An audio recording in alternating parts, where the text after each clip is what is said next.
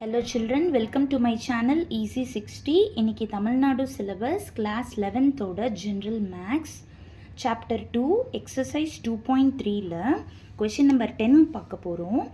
இப்போ இங்கே பியோட மந்த்லி சேல்ரி வந்துட்டு 27,000 கொடுத்துருக்காங்க.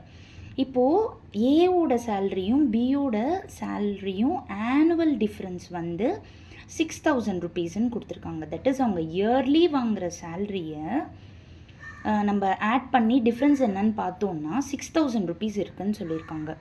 இப்போ நம்ம இங்கே பியோட மந்த்லி சேல்ரி எழுதியிருக்கோம் அப்படின்றனால டிஃப்ரென்ஸ் வந்து ஆனுவலில் இருக்குன்றனால இதை கூட நம்ம மந்த்லி கண்டுபிடிச்சி வச்சுக்கலாம்.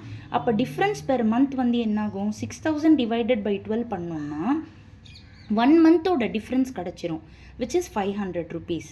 இப்போது என்ன அர்த்தம், ஏ மைனஸ் பி வந்து 1 கிரேட்டர் தேன் 500 இருக்கலாம், இல்லைன்னா பி மைனஸ் ஏ வந்து கிரேட்டர் தேன் 500 இருக்கலாம். அப்போது பியோட சேலரி நம்மளுக்கு தெரியும். அப்போ ஏ மைனஸ் 27,000 கிரேட்டர் தேன் 500. அப்போது மைனஸ் 27 அப்படி போயிட்டு ஆட் ஆகிட்டு ஏ கிரேட்டர் தேன் 27,500 ஆகிடும். இங்கேயும் பியோட சேலரி 27,000 சப்ஸ்டியூட் பண்ணோம் அப்படின்னா 27,000 இந்த 500 இப்படி வந்து மைனஸ் ஆகிட்டு கிரேட்டர் தேன் ஏ ஆகிடும்.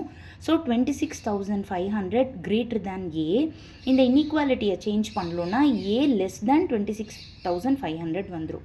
அப்போது அவங்க கேட்ட ஏவோட மந்த்லி சேல்ரி வந்துட்டு ஒன்று 26,500 விட லெஸ் தேனாக இருக்கலாம், இல்லைனா 27,500 விட கிரேட்டர் தேனாக இருக்கலாம்.